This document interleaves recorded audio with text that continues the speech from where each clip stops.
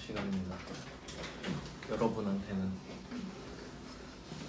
네, 그럼 이제 주제가 수취채권이 끝난 겁니다. 수취채권은 매출채권이랑 기타 채권으로 나눠져 있고, 이걸 합쳐서 수취채권이라고 하니까 얘네들은 전부 다 못 받을 수도 있는 거예요. 대여금을 왜 안 넣어놨는지는 모르겠는데 그 중요한 주제가 아니라서 그런 것 같습니다. 아까 그 소비대차로 바뀌는 거 그 정도? 왜냐면 우리가 제조업인데 돈을 빌려주는 건 일반적이진 않거든요. 그래서 문제가 많이 없어서 그런 것 같아요. 그럼 이제 다음 주제는 10페이지로 가보시면 대손이죠. 3-2로 해놨습니다. 수취채권이랑 연결해서 생각을 하셔야 돼요. 그래서 아까 부도에서도 한번 나왔었는데, 그러면 아까 부도에서 내가 어음을 받았는데 부도가 나면 일단 부도 어음과 수표로 바꿔놨잖아요.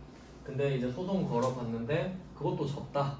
그럼 그때 대손 처리가 되는 겁니다. 뭐 그런 순서가 되겠네요.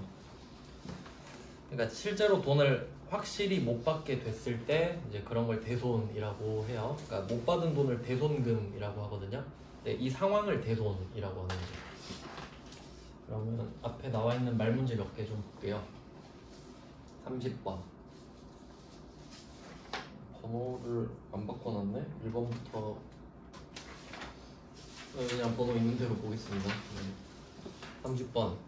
회수가 불확실한 채권은 합리적이고 객관적인 기준에 따라 산출한 대손 추산액을 대손 충당금으로 설정한다. 그러니까 여기서 회수가 불확실한 채권이라고 돼 있는데요. 거의 대부분의 채권을 말합니다. 좀 어떻게 채권을 확실하다고 말할 수 있겠어요? 근데 굳이 확실하다고 말을 한다면, 굳이 한다면 어떤 은행이 삼성전자한테 돈 빌려줬어요. 뭐 그런 거?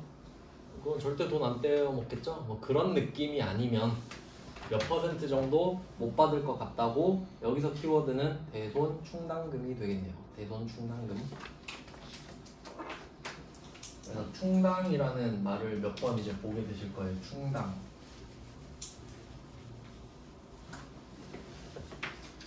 그 회계에서 숫자를 이제 잡는 방법을 일반적으로는 그 측정이라고 하는데요.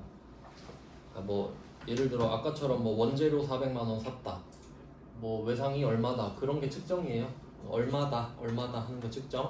그럼 측정은 있는 그대로를 체크하는 거죠. 그냥 얼마네, 100만 원이네, 200만 원이네, 그냥 그렇게 제 사실을 그대로 판단하는 걸 측정이라고 해요. 근데 이제 추정이 나오는 겁니다. 추정. 이거는 예외적으로 허용을 하는 거거든요. 왜냐면 측정은 있는 사실을 그대로 판단하는 거니까 맞잖아요. 적어도 되잖아요. 근데 추정은 이거 내 생각엔 이런데, 이런 느낌이에요. 그럼 이건 객관적이지 않거든요. 그래서 이 추정이라는 말이 나오면 이제 회계에서는 충당이라는 말이 나와요. 충당. 그럼 이 충당이라는 글자가 들어가는 게 뭐뭐 있냐면, 그 맨 앞에서 뭐 이름은 나왔었는데 충당부채라는 게 있었단 말이죠. 그냥 그런 게 있었어요. 충당부채. 그러니까 부채라는 게 있고 충당부채라는 게 있거든요. 그럼 이건 어떤 차이가 있냐면, 부채는 언제 누구에게 얼마가 나갈지 알아요. 언제 누구에게 얼마가 나갈지. 그럼 부채 맞죠? 그럼 한 달 뒤에 철수한테 100만 원 줘야겠네? 부채 맞죠? 근데 충당부채는 내 생각에 돈이 나갈 것 같긴 한데, 뭐 그런 느낌. 그럼 충당부채는 왜 이제 부채보다 급이 낮거든요. 왜 낮냐면, 충당부채는 돈이 나간다는 사실만 확실해요. 언제 얼마가 나갈지도 몰라요. 그래서 이게 대표적인 게 퇴직금. 퇴직금은 이 직원이 나가면 줘야 되는 건 팩트죠? 1년 이상 근무하면. 근데 얼마 줘야 될지 어떻게 알아요? 언제 퇴사할지 어떻게 알아? 알 수 없죠. 근데 줘야 된다는 건 알죠. 그러니까 내가 해마다 추정치를 계속 쌓아가는 거예요. 그래야 내가 이 사람 나갈 때 안 놀라지. 부채 안 잡아놓으면 어떻게 돼요? 갑자기 자산 나가버려요. 그러니까 계속 쌓아놓는 겁니다. 그럼 이런 건 회계가 인정해주겠다 이거예요. 퇴직금 그래 줘야지. 그럼 네가 합리적으로 추정해봐, 이런 거. 그래서 여기에 하나 더 들어가는 게 대손 충당금, 이런 것도 있는 거죠. 이것도 생각해보면 대손은 돈을 못 받는 거라고 말씀을 드렸는데 언제 누구에게 얼마 못 받을지는 모르죠. 근데 장사하다 보니까 꼭 누구는 안 갚더라 이런 게 있죠. 그러니까 네가 적당히 판단을 해서 못 받을 것 같은 금액을 미리 좀 잡아놔 이런 거죠. 그러니까 약간 쿠션을 하나 깔아놓는 거예요. 그러니까 내가 나중에 놀라지 않게 미리미리 조금씩 놀라놓는 겁니다.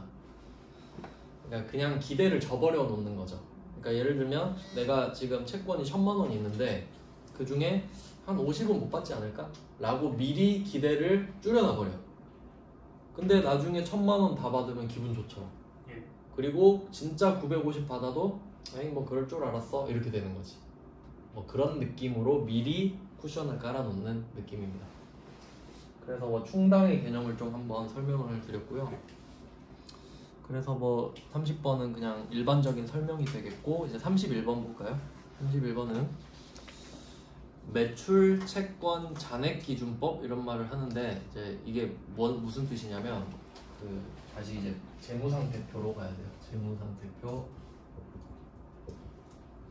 그럼 재무상태표는 BS고 밸런스 시트고 자산, 부채, 자본이 나오잖아요. 그럼 자산 중에 수취채권이 있을 거고 이제 뭐 매출채권, 기타채권 이렇게 있을 거 아닙니까? 그러면 이 재무상태표는 기준이 항상 12월 31일이라고 말씀드렸죠. 그러면 12월 31일에 채권을 보는 거예요. 외상매출금이 얼마 있냐, 받으러움이 얼마 있냐, 미수금이 얼마 있냐 이런 거 쫙 봐요. 그게 매출채권 잔액이죠. 그러니까 여기서 매출채권만 말했으니까 외상매출금 받으러움의 12월 31일의 금액 있잖아요. 그게 매출채권 잔액인 거죠. 1년 다 지나고 12월 31일에 내년에 얼마 못 받을지를 미리 추정하는 거거든요, 지금. 그래서 잔액은 그냥 12월 31일로 생각하시면 됩니다. 그래서 뭐 옆에 보시면 대손 예상 금액은 기말 매출채권 잔액 이렇게 말을 하죠. 기말 매출채권 잔액에 대손 추정률을 곱하여 산정한다. 보통 문제에서는 1%, 2% 이렇게 알려줍니다. 맞는 말인 거죠. 그냥 확인하시면 돼요. 그냥 그렇구나. 그 다음에 세 번째 32번 대손 충당금은 채권의 차감적 평가 계정이다. 이게 아주 중요한 개념이에요. 아까 좀 비슷한 개념으로 그 매출 환입 매물이 할인도 보셨죠? 얘네들도 차감 계정이거든요. 그럼 얘는 이제 어떻게 들어가는지 한번 보여드리고 있습니다.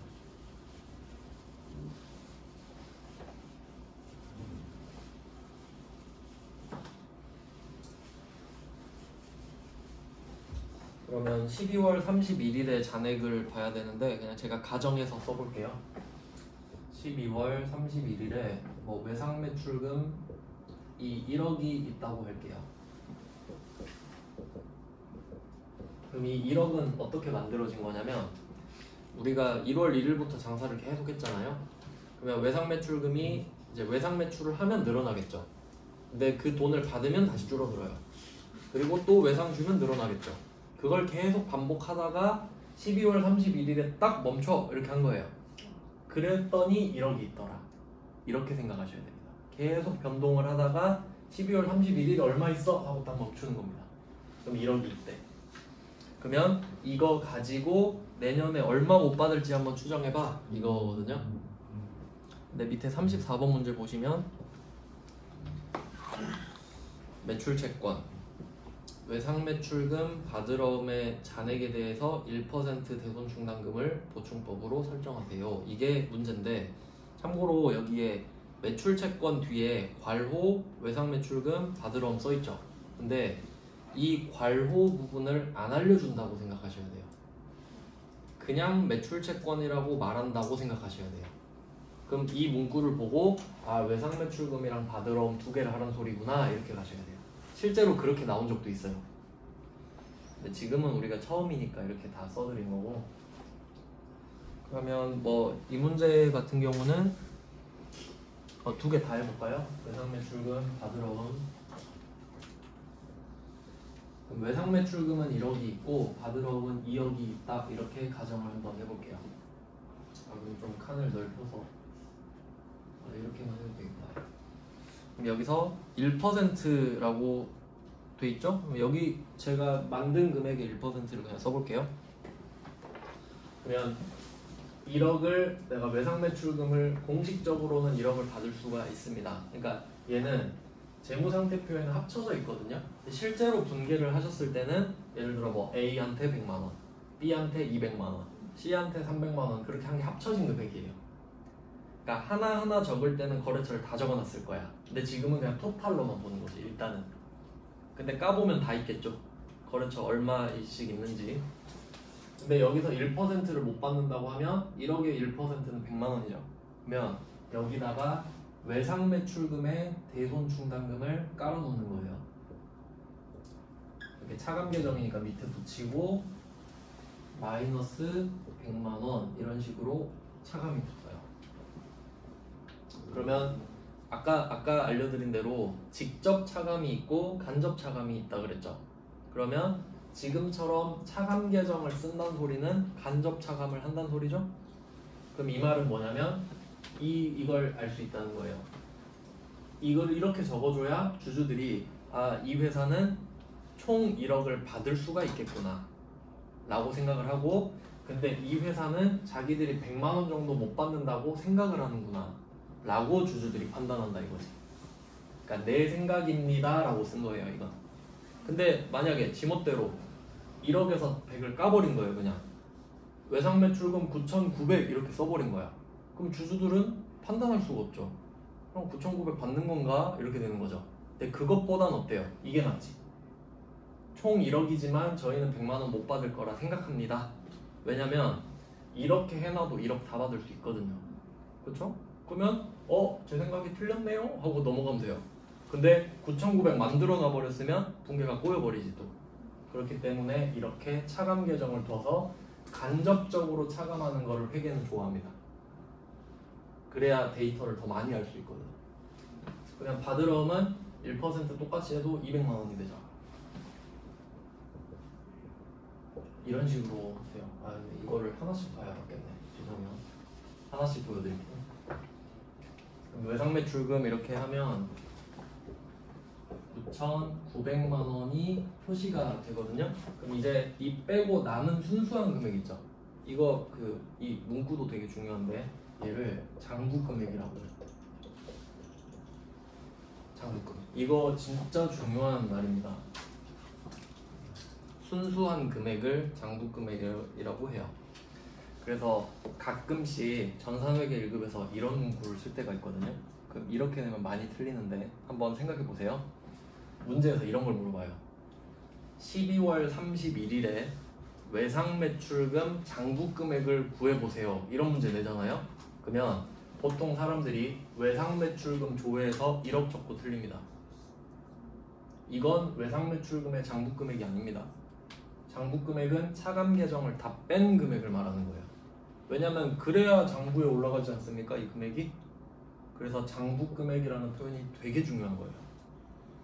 순수한 금액이에요. 아까 순 매출액이 중요하듯이. 그래서 뭐 참고하시고요. 이런 식으로 표시가 돼요. 그럼 받으러 온도 마찬가지로 2억 마이너스 200 해서 1억 9,800 똑같으니까 이거 하나로만 보죠. 근데 제가 일부러 2번을 쓴 이유는 뭐냐면 채권이 여러 개 있잖아요. 뭐 외상 매출금, 받으러 온 미수금, 뭐 대여금 어쩌고 저쩌고 막 엄청 많죠. 하나하나마다 대손 충당금을 설정하는 거예요. 하나하나마다. 왜? 다 못 받을 수 있잖아요. 그러니까 다시 해석해보면 34번에서 매출 채권만 언급했죠. 외상 매출금이랑 받을 어음만 못 받을 것 같다는 소리예요. 그럼 반대로 말하면 미수금은 다 받을 수 있을 것 같은데? 라고 생각한 거예요. 아니면 없거나 미수금이 뭐 그런 느낌이에요. 그래서 붕괴 같은 경우는 사실 34번 번호를 잘못 해놨네? 죄송해요. 근데 34번이 2개 있죠? 근데 어차피 묶어두셔도 돼요. 똑같은 문제라 보셔도 되니까. 근데 지금 34번 지금 2문제 위에 아래 이렇게 있는데 분계가 있잖아요. 사실 여기 답 보시면 결산자료 입력 각각 이렇게 표시돼 있죠. 이것 좀 표시해 주세요. 결산자료 입력 표시하신 다음에 이 결산자료 입력이라는 말이 앞으로 나오면요, 이게 자동 결산이거든요. 자동 결산이라고 좀 적어 놓을게요. 자동 결산. 결산 자료 입력에다가 자동 결산 이렇게 적어 두시고, 그리고 여러분 기분이 어떤지 한번 생각해 봐요. 두 개 있어요. 수동이랑 자동이 있거든요. 뭐가 더 기분 좋아요? 자동. 그쵸? 기분 좋아야 돼. 내가 안 해도 돼.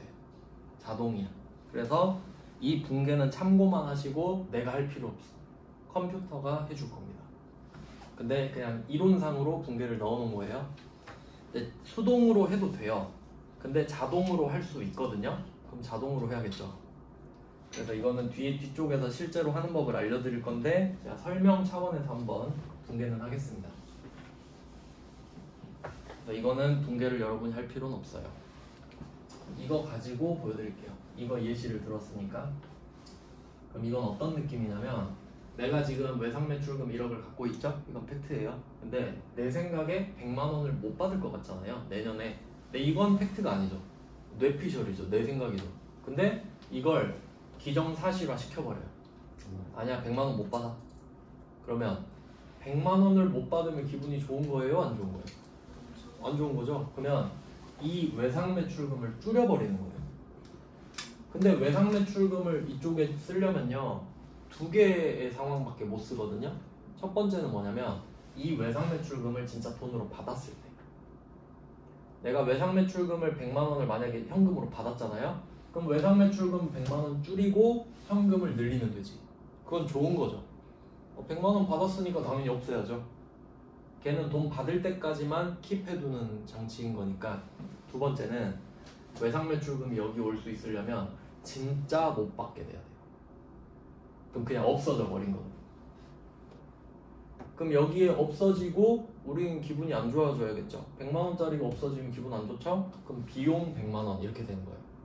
그러니까 외상매출금이 대변에 오려면 둘 중에 하나입니다. 내가 이걸 진짜 돈으로 받거나 아니면 아예 못 받게 되거나, 두 개밖에 없는 거예요. 근데 지금 내 생각에 100만 원을 못 받을 것 같아요를 여기다 적으면 거짓말인 거예요.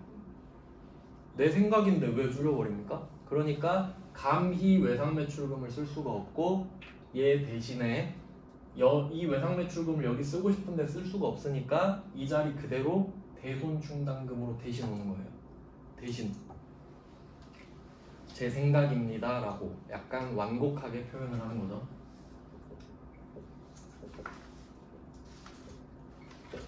자, 그리고 대손충당금은 채권의 개수랑 똑같거든요.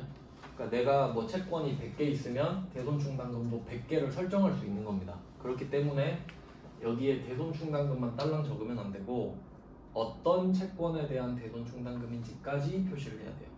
그럼 얘는 외상매출금 전용 대손충당금이 되겠죠. 그래서 뭐 표시를 할 때 저는 그냥 왜 이 정도만 쓸게요. 외상매출금이니까. 자, 그럼 이렇게 적어놨단 말이죠. 그럼 원래 내가 하고 싶었던 거는 외상매출금 100만 원을 줄이고 싶었던 거죠. 근데 사실 줄일 수 없는 이유는 아까 거짓말이라고도 했고요. 그리고 한 가지 이유가 더 있어요. 거래처를 특정할 수가 없잖아요. 내가 누구한테 100만 원 못 받을 줄 어떻게 알아? 그러니까 적을 수가 없는 겁니다.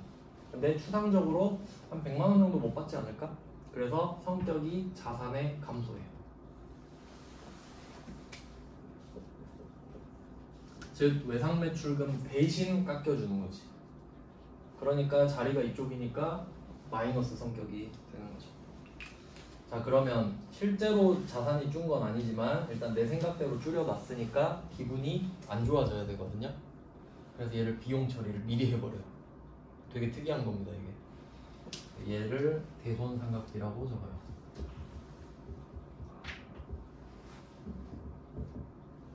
얘는 비용이겠죠.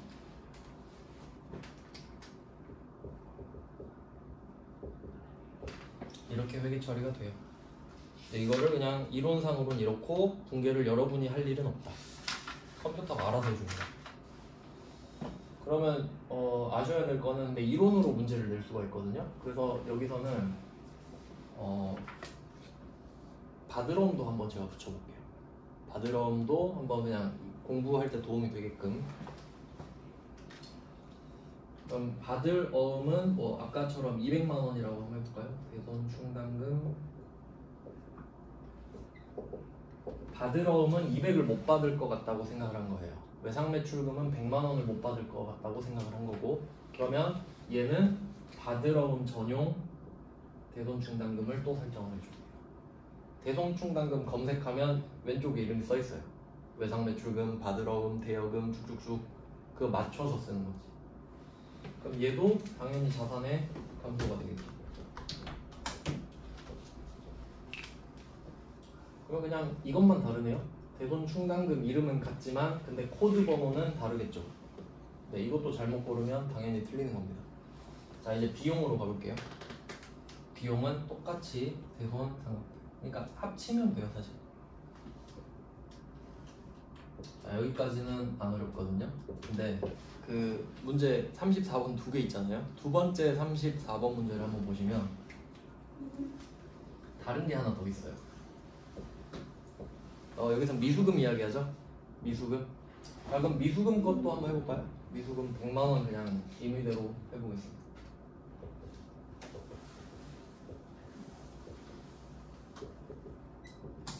자, 대손 충당금이 지금 3개예요. 자, 근데 얘는 미수금 전용이어야겠죠.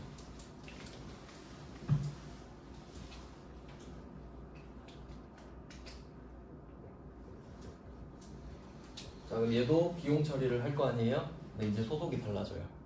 왜냐면 외상매출금이랑 받을 어음은 계정 과목은 다르지만 소속이 둘 다 매출채권이죠. 얘는 기타 채권이죠.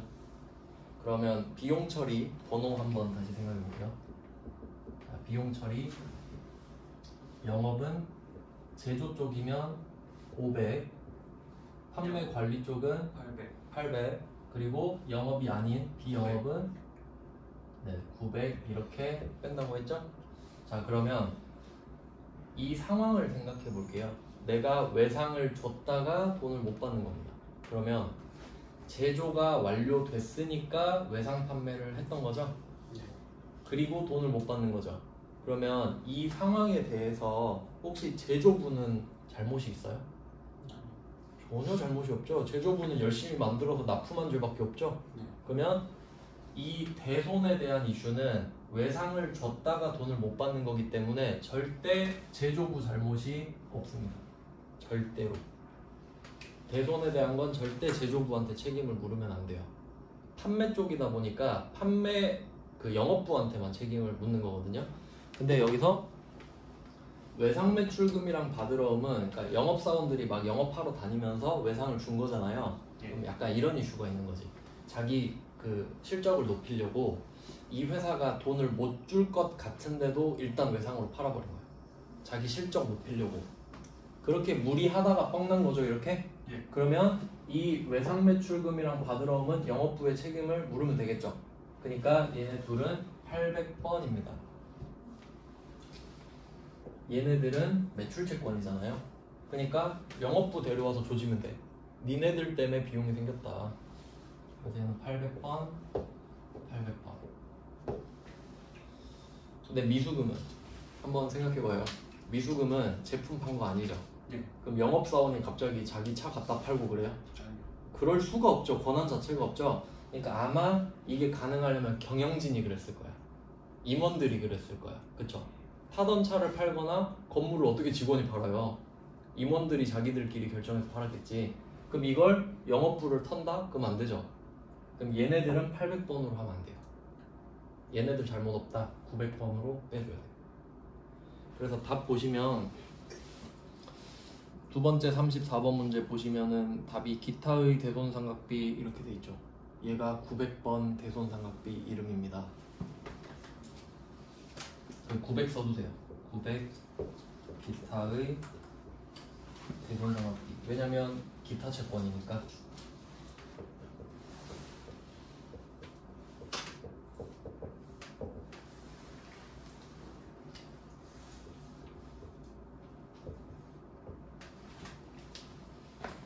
네, 이 정도 아시면 돼요. 그래서 이게 차변 대변으로 딱 나눠 봤을 때 대변 쪽은 어차피 다 자산의 차감입니다. 그러면 이게 그러니까 자산 계열이잖아요. 자산의 감소긴 해도. 그러면 얘네들은 어떻게 생각해야 되냐면 대손 충당금은 채권의 개수와 같습니다. 그러니까 지금 3개 말했잖아요. 외상 매출금, 받으러 온 미수금 3개 말했죠. 그러면 대손 충당금도 3개 나와야지. 각각 짝꿍이 있으니까. 그럼 만약에 여기다 대여금 얘기했다? 그럼 대여금과 하나 더 나오는 겁니다. 그럼 성급금 거 했다? 그럼 성급금 또 나오는 겁니다. 즉 대손 충당금의 개수는 채권의 개수와 같다. 대변 얘기한 거예요. 자, 그리고 차변으로 갑니다. 차변은 자산이 줄어들었기 때문에 얘를 비용 처리하는 거죠. 그러면 대변은 막 100개 이렇게 나올 수도 있겠죠. 그러니까 과장하면 채권이 100개면 얘도 100개니까. 근데 얘네들이 100개든 200개든 차변은 최대 2개. 800 아니면 900. 외상 매출금 받으러 온만 800이고 나머지는 다 900입니다. 이렇게 이해하셔야 된다. 즉 대변의 개수는 몇 개인지 나도 몰라. 100개일 수도 있고 200개일 수도 있어. 1개일 수도 있고 2개일 수도 있고. 근데 차변은 최대 몇 개? 2개. 최대 2개. 왜냐면 금액만 커질 거 아니에요. 그룹 자체는 2개밖에 없지. 1개일 수도 있고 2개일 수도 있고. 그렇게 해석하셔야 돼요. 네, 이렇게 보면 됩니다. 그래서 여러분이 붕괴를 하실 필요는 없지만 이론 설명 때문에 한번 써봤어요. 나중에 컴퓨터가 알아서 해줄 겁니다. 그래서 이런 식으로 대손 충당금을 만드는 작업을 대손 설정이라고 하고요. 그래서 얘를 12월 31일에 하기로 그냥 약속을 했어요. 그러니까 이게 대손 추정이라고 하는 거는 내 마음이잖아요. 내 생각이죠. 그러니까 아무 때나 할 수 있거든요. 사실 오늘 해도 되고 내일 해도 돼요. 근데 그냥 12월 31일에 하기로 한 거야. 어차피 그냥 바쁜 김에 얘도 같이 해버리자 이런 느낌으로. 그래서 날짜가 안 적힌 건 보통 12월 31일 문제라고 보시면 됩니다. 그래서 아까 위에 뭐 32번 대손 충당금은 채권의 차감적 평가 계정이다. 이거 설명드린 거고요. 그리고 33번 볼까요? 위에 33번. 매출 채권. 여기서 매출 채권은 아까 말씀드린 대로 외상 매출금, 받으러 옴 이렇게 쪼개서 보셔야 되고, 그리고 대여금, 미수금, 미수수익 등에 대한 대손 충당금은 해당 자산의 차감 계정으로 재무상태표에 표시된다. 이렇게 됐죠. 차감 계정 결국 같은 말이에요. 그러니까 여기서 차이는 32번은 정말 그냥 일반적으로만 말을 한 거고, 그러니까 32번은 채권이라고만 말하고 있죠. 그러니까 여기서 채권은 수취 채권 전체 말하는 거죠. 그러니까 매출 채권, 기타 채권 전부 다. 근데 33번은 좀 더 자세하게 매출 채권이랑 대여금, 미수금, 미수수익 등 이렇게 돼 있죠. 그럼 얘는 이렇게 표시하세요. 33번은 매출 채권은 매출 채권이라 돼 있죠. 그리고 그 옆에 대여금, 미수금, 미수수익 등 이걸 한 줄로 딱 표시하는 거예요. 대여금, 미수금, 미수수익 등 딱 한 줄로 쓰고 뭐라고 적으면 좋겠어요? 기타 채권이라고 딱 적으면 끝나는 거죠. 그럼 결국 매출 채권, 기타 채권 하면 합쳐서 채권이니까 이런 식으로 말장난을 많이 합니다. 네, 이렇게 하면 대손 추정을 한번 봤습니다. 금액은 잔액에 따라서 바뀐다. 그 다음에 대손 처리로 갈게요. 이게 이제 시험에 좀 잘 나오는 주제입니다. 그러면 대손 추정은 내년에 얼마 못 받을까 하는 거고, 대손 처리는 뭐냐면 진짜 못 받았네 이거예요. 그러니까 날짜가 정해져 있는데 대손 추정은 12월 31일에 하기로 정해놨죠? 그럼 이 문제는 반드시 12월 31일에 나오거든요. 대손 추정은. 근데 대손 처리는 상대방이 돈을 진짜 안 갚은 거예요. 그럼 날짜 정해놓고 망해라 이럴 순 없잖아요. 그럼 오늘 망할 수도 있고 내일 망할 수도 있는 거죠. 그러면 대손 처리는 날짜를 알 수 없다. 1월 1일부터 12월 31일까지 아무 때나 나오겠지. 아무 때나. 그래서 뭐 그 정도 알고 계시면 좋겠죠.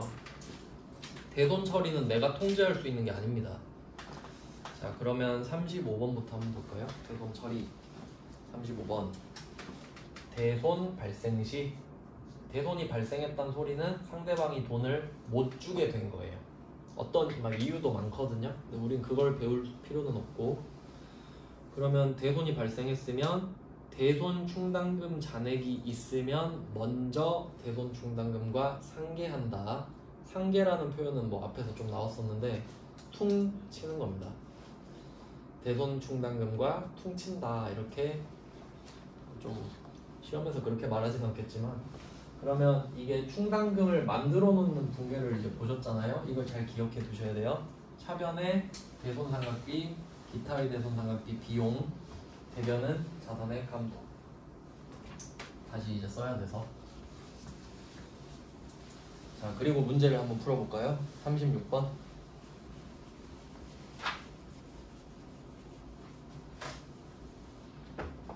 자, 36번 문제입니다. 7월 12일. 그냥 7월 12일이죠. 그냥 날짜는 별로 의미는 없고, 이때 당사는 미라컴의 제품을 판매하여 계상되었던 외상 매출금, 부가가치세 불포함, 이렇게 돼 있네요. 이것도 한번 해석해 볼까요? 그러면 원래 외상 매출금에는 부가세가 포함되어 있어야 되죠. 그러니까 원래는 330이어야 한다. 근데 뭐 그냥 300만 원만 해보세요, 이 말이죠. 이건 그래도 좀 괜찮다. 전제가 있으니까. 그럼 회수 불능 채권으로 확정되어 대손 처리했다. 그러니까 돈 못 받게 됐다, 이 말이에요. 그러면 누구 돈을 못 받게 됐는지 안 거죠. 그러니까 보통 사유가 뭐가 있냐면요, 법적인 게 좀 많이 나오고, 그냥 이렇게 이해하시면 될 것 같아요. 상대방이 파산 신청을 한 거예요. 파산 신청하면 이게 진짜 무서운 게, 법원이 보더니 얘 재산이 없네? 야, 채권자들 다 니네들 포기해, 이거예요. 그러니까 파산 진짜 무서운 겁니다. 그러니까 내가 철수한테 돈 빌려줬잖아요. 근데 철수가 파산 신청하면 어떻게 해? 나 돈 못 받아요. 왜냐면 법원이 받지 말라고 해요, 나보고. 근데 그걸 악용하는 사례가 있는데, 뭐 그런 거는 우리가 알 필요는 없고, 어쨌든 상대방이 파산, 법원이 인정해 준 겁니다. 그럼 우린 못 받지, 절대. 법적으로 못 받으니까. 그러면 아까 말씀드렸던 대로 외상 매출금을 없애버립니다. 우린 이 돈을 절대 받을 수 없어요, 이제. 대상도 확정이 됐죠. 외상 매출금 300하고 미라컴까지 적어줍니다.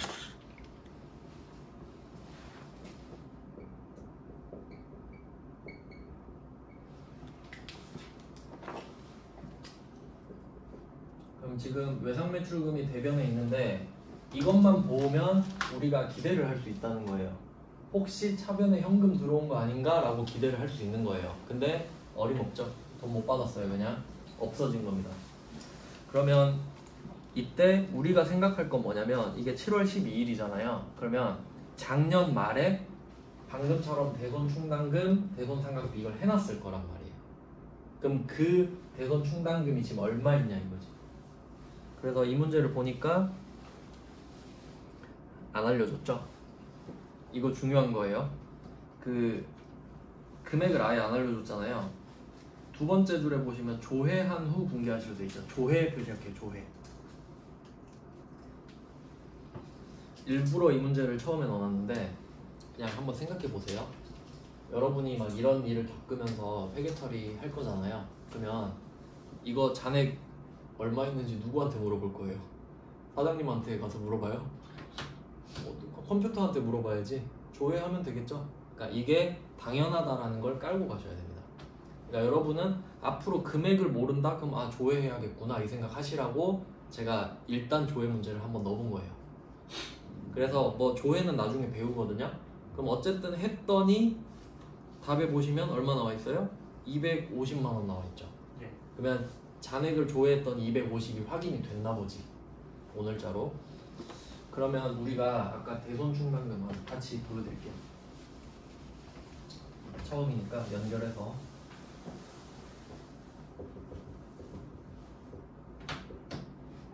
그냥 작년 말에 그냥 250을 설정했다고 가정을 해볼게요.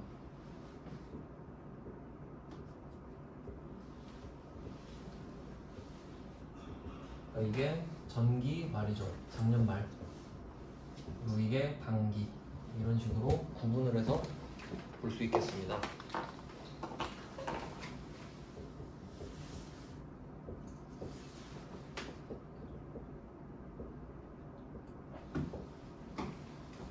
네, 뭐 이런 식으로 했겠고요. 그리고 대손 충당금은 외상 매출금 전용이라고 표시가 되어 있었겠죠. 자, 그럼 이 정도까지 지금 세팅이 돼 있는데 조회를 해보니까 당연히 250이 나오겠죠. 그러면 원래는 이 외상 매출금 300이 지금 없어진 거니까 오늘 비용 처리 300을 해야 맞잖아요. 근데 그럴 거면 내가 작년에 비용 처리를 왜 해놨어? 그럼 이것 따로 이것 따로면 비용만 많이 잡히는 거죠. 그러니까 이때 비용을 미리 잡아놨으니까 이 대손 충당금을 공짜로 꺼내서 쓰는 겁니다. 원래 비용을 잡아야 되는데 비용을 안 잡고 얘로 막아버리는 거예요. 왜냐면 얘 만드느라 비용을 썼거든. 그래서 제가 원래 이거를 어떻게 설명하냐면 이거 버스 카드로 원래 설명했어요. 그러니까 요새는 거의 후불식으로 쓰지만 제가 고등학생 때는 10,000원씩 충전해서 탔거든요. 버스 학교 다닐 때. 그러면 이 대손 충당금이 버스 카드. 그럼 이건 현금 지출. 그러면 당연히 그때그때 현금 내고 타도 되거든요. 되게 귀찮잖아요. 그러니까 충전해놓고 그냥 찍고 타는 거죠. 다 떨어지면 또 충전하고 그런 식인 거예요. 그러면 이런 느낌이지. 내년에 내가 버스비를 250 정도를 예상한 거야. 그래서 250 충전을 해놨어요. 그럼 당연히 현금 250이 나가겠죠. 그러니까 비용을 미리 잡아놓은 거야. 그러면 여러분 버스 카드에는 250이 들어있거든요.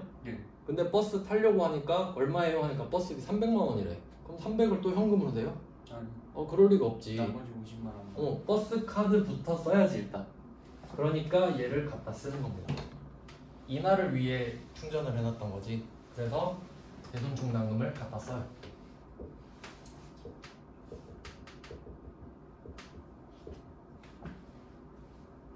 여기 위에다 썼네. 그럼 얘는 외상 매출금 전용. 그러니까 또 버스 카드라고 말씀드렸으니까 범위를 좀 확장하면 이런 느낌이에요.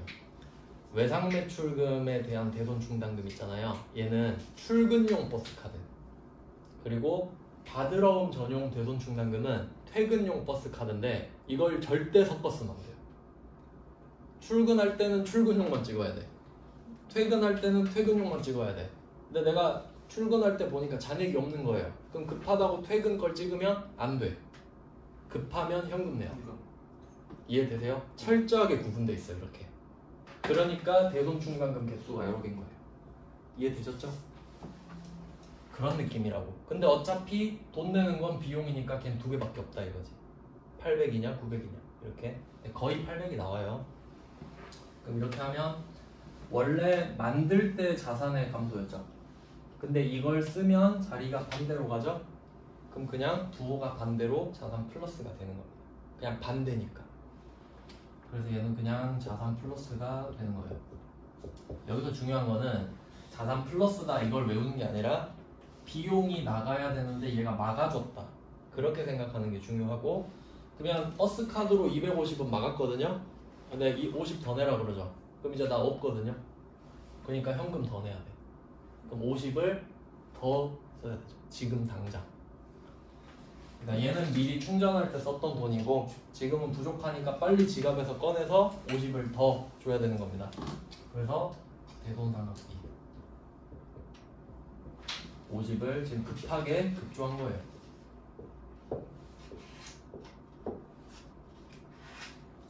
그래서 이게 답이 되거든요. 그러면 이 두 개가 세트라는 거 아시겠죠? 그럼 토탈로 볼까요? 토탈? 합쳐서 볼게요. 그러면 사실 대손 충당금은 없는 거죠. 충전했지만 결국 썼으니까. 그러면 외상 매출금 미라컴에 대한 거 못 받았다. 우리 300 손해봤죠. 그럼 비용이 300이 생기면 되거든요. 작년 말에 250, 비용 오늘 50 합쳐서 300. 근데 오늘 비용 처리 300 하면 부담스러울까봐 작년 말에 미리 해놨던 거야. 쪼개기. 그러니까 이런 느낌이에요. 예를 들어 작년 말에는 여러분이 작년 말에 얼마 벌었는지 알죠? 네. 1년이 다 지났으니까. 근데 생각보다 돈이 많이 번 거야. 근데 나 내년에 또 버스 타야 되거든요. 그럼 사람이 이제 보수적이니까 내년에 탈 카드를 작년 말에 충전했다 생각하면 돼. 이게 보수적인 거예요. 그러면 내년엔 돈을 안 쓰고 탈 수 있는 거잖아요. 네. 그런 느낌으로 한다고 보시면 돼요. 그러니까 비용을 땡겨버린 거지 작년으로. 근데 어차피 오늘도 내년 걸 땡길 거니까 그게 그거긴 하거든요. 근데 그냥 보수적인 성향상 이런 걸 하는 거예요. 어떤 느낌인지 아시겠죠? 버스 카드 충전했다고 생각하시면 돼요. 그럼 이제 하나 했으니까 이제 쭉쭉 보면 돼요. 다 똑같거든요. 이제 37번, 그럼 35번 한번 다시 보세요. 말 문제. 대손 발생 시, 지금 대손 발생했죠?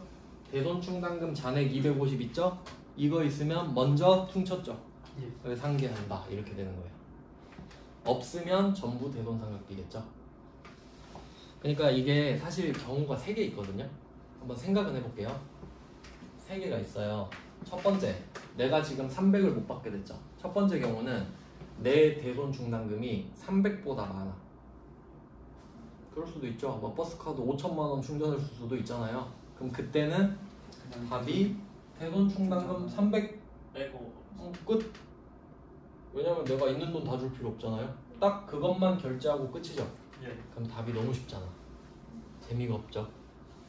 그러면 혹시 이런 건 어때? 아예 없어. 나 버스카드 잔액이 아예 없어. 그럼 당연히 대전상각 전부 대손 상각비 끝. 이것도 재미가 없죠. 이게 제일 재밌잖아요. 그러니까 맨날 이렇게 나와 답이. 살짝 부족하게. 그래서 밑에 답 보세요. 다 부족하거든요. 한번 볼게요. 37번. 이번엔 제품을 판매하고 받은 약속어음이죠. 예. 이거 이제 계속 보니까 아시겠죠? 이거 받으러음입니다. 그럼 이거를 부도로 인해서 대손이 확정됐대요. 그러니까 여기서도 부도라는 말이 나오지만 얘는 잘 몰라도 대손이 확정됐다고 했으니까 대손 처리하는 거예요. 근데 그냥 부도라고 하면 부도 어음과 수표가 나오는 거고. 네, 이렇게 해서 받으러움에 대한 대손 충당금 200이 기 설정되어 있다. 이미 기자입니다. 이미 설정되어 있다. 그리고 부가가치세 대손세액은 고려하지 않는다. 이거 36번에도 있네요. 한번 생각해 볼게요. 36번 문제에도 부가가치세는 고려하지 않는다 그랬죠. 예. 그래서 아까 제가 말씀드린 게 이건 있어도 하지 마라 이 말이에요. 그럼 우리는 좋은 거지. 고려하지 말라. 그래 안 할게 하고 넘어가면 돼요. 37번도 마찬가지죠. 예. 부가가치세 고려하지 말라. 안 할게 하고 넘어가면 되는 거예요. 그 다음은 답은 봐야죠. 그러면 대변에 받으러움 300 빼고 기설정된 거 200 차변에 빼주시고, 자 여기서는 대손 충당금이 받으러움 전용이죠. 예. 네, 이건 잘 확인하셔야 돼요. 그러니까 잘 보면은 36번은 외상매출금이잖아요. 그래서 얘는 대손 충당금에 외상매출금 써있죠. 근데 37번은 받으러움이니까 대손 충당금에 받으러움 써있죠. 그러니까 이런 걸 확인을 잘해야 돼요. 그냥 내가 안다라고 생각하고 넘어가 버리면 안 돼요. 입력할 때는 디테일을 챙겨야 되니까. 그럼 이제 38번 보겠습니다. 38번은 이제 미수금이라고 그냥 까버렸네요. 미수금 200만 원을 못 받게 됐습니다. 조회하래요. 이제 조회해보니까 80이 있나 봅니다. 그러면 미수금 200을 빼고 차변에 대손 충당금 121이라고 써있는데 이거는 미수금 전용인가 보죠. 그러니까 미수금 이렇게 해석하시면 되겠고, 그러니까 지금 각각의 다 다른 대손 충당금을 쓰고 있는 겁니다. 자, 근데 여긴 특이한 게 뭐예요? 기타의 대손 상각비죠. 이유는 미수금이니까. 그래서 38번 이거 있죠. 이거 많이 틀립니다. 내면 이유는 기타의 대손 상각비인데 뭐라고 쓸 것 같아요? 그냥 대손. 그냥 대손 상각비 쓰고 틀려요. 그러니까 구분을 처음에 확실히 해놓는 겁니다. 매출 채권과 기타 채권으로. 그래서 또 엄밀히 따지면 36, 37을 묶어서 매출 채권 이렇게 적어 놓으셔도 좋겠죠. 36, 37은 둘 다 매출 채권이니까 차변이 대손 상각비지 않습니까? 그래서 둘이 세트야. 근데 38번은 이제 기타 채권으로 바뀌어버리는 거죠. 그리고 38번도 이제 깨야 할 디테일이 부가세는 고려하지 마세요. 이 말을 해줘야 맞습니다, 원래. 그 다음은 39번 밑에 말 문제 있죠. 매출 활동과 관련되지 않은 대여금 이렇게 써 있는데 사실 이 앞에 매출 활동과 관련되지 않은 이 부분은 양과로 치세요. 이제 좀 말장난에 안 속으실 것 같은데 우리가 제조업이잖아요. 예. 그럼 대여금은 돈 빌려주는 거죠. 예. 근데 매출 활동과 기본적으로 관련이 없죠. 예. 네, 그러니까 사실은 없는 건데 가끔 막 있다고 할 때도 있거든요. 그러니까 사실은 거의 없는 말이라 보셔도 되고 대여금은 영업 외 비용에 속한다. 이게 포인트예요. 영업 외 비용은 900 이렇게 써주시면 되겠죠. 900. 네, 이렇게 보시고 뒷편에 여기 그 대본 처리만 쭉 보면 되겠네요. 회수는 좀 어려운 거라 다음 시간으로 넘기고 이제 40번으로 보시면 11페이지. 이번엔 단기 대여금이죠. 자, 단기 대여금 2천만 원을 못 받게 됐어요. 패턴은 똑같죠. 대변에 단기 대여금, 거래처, 금액 이렇게 딱 써주시고 그럼 얘도 해야 될 게 충당금부터 찾아야겠죠. 예. 조회해 보니까 900인가 봐요. 그럼 이 대손 충당금은 단기 대여금 전용 대손 충당금입니다. 자, 그리고 기타의 대손 상각비 왜 나왔는지 아시겠죠? 대여금은 기타 채권이잖아요. 그리고 이제 한 가지 더 좀 생각해 보면 여기는 부가가치세를 고려하지 말라는 말이 없죠. 예. 왜죠? 대여금은 부가가치세가 안 붙어져. 오, 네. 대여금은 면세잖아요. 예. 부가세가 없잖아요. 그러니까 말 안 한 거야. 그러니까 디테일 따지면. 그러니까 말을 할 수가 없죠. 할 말이 없으니까. 그 다음에 41번 문제는 장기 대여금 똑같죠. 그냥 다 장기로 바뀌었는데 근데 엄밀히 따지면 그 40번이랑 41번이랑 차변에 대손 충당금 각각 있잖아요. 둘이 다르죠. 예.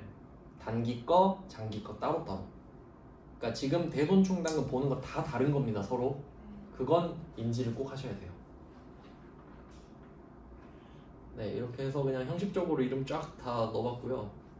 그 다음에 42번이랑 43번은 세무 1급 거거든요. 한번 볼까요?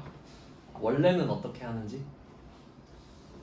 42번으로 한번 보시면은 가나에 대한 외상 매출금 2,200. 그럼 이거 보시면 부가세 포함되어 있는 거구나. 그래서 2,000에 200이구나. 이렇게 보시는 게 원래 맞아요. 그리고 뭐 뭔진 모르겠는데 상법상 소멸시효가 완성됐다 그러면 법에 의해서 소멸이 된 겁니다. 어쨌든. 그럼 난 못 받아 이제. 내 외상 매출금이 소멸이 돼버렸어요. 그럼 나는 대손 처리를 해야 된다 이건데 근데 사실 여러분도 할 수 있습니다. 답 보시면 대변에 외상 매출금 가나 2,200 이것까지는 똑같죠. 자, 근데 부가가치세가 200이 들어있는 거 이제 아시잖아요. 자, 차변에 부가세 예수금 이거 한번 생각해 볼까요? 왜 그러냐면 우리가 이제 팔았을 때 방금 이제 계속 봤으니까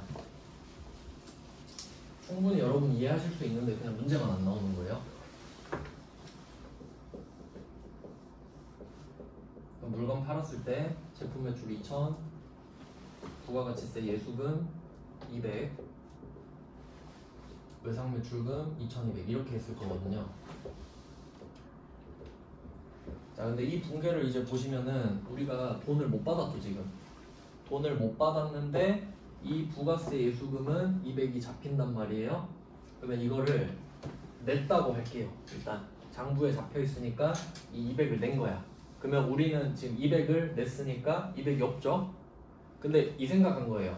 미리 200을 내놓고 얘한테 2,200을 받아서 그 200을 내가 가지면 되잖아. 그러니까 미리 줘놓고 2,200 받아서 내가 가지지 뭐 이 생각한 거거든요. 그때까진 기분 좋았죠. 그럼 뭐 어차피 받을 거니까 미리 낼게요 라고 했어. 냈거든요. 근데 얘가 어떻게 됐어요? 돈 못 줘 미안 이런 거야. 그럼 세무서 가서 뭐라 그래요? 아, 제가 이거 받을 줄 알고 200 드렸는데 얘가 2,200을 못 주겠다네요? 그러면 그 200은 저한테 주셔야겠습니다. 이 말 해야겠죠? 예. 그러면 국세청이 보더니 그렇군 일리가 있네? 이 말 하겠죠? 지들도 억지 부리면 안 되잖아요. 그러면 내가 부가세 물건을 팔았을 땐 부가세가 생겼죠? 그러면 얘네들이 이걸 인정을 하면 이걸 그대로 없애주는 거예요. 이때는 부채가 생겼으니까 그럼 지금은 내가 200 빼줄게.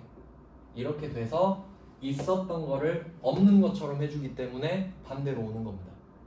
이게 대손세액공제거든요. 그러니까 대손금이 돈을 못 받은 거니까 거기에 대한 부가가치세를 대손세액이라 그래요. 그걸 빼주는 거니까 대손세액 공제.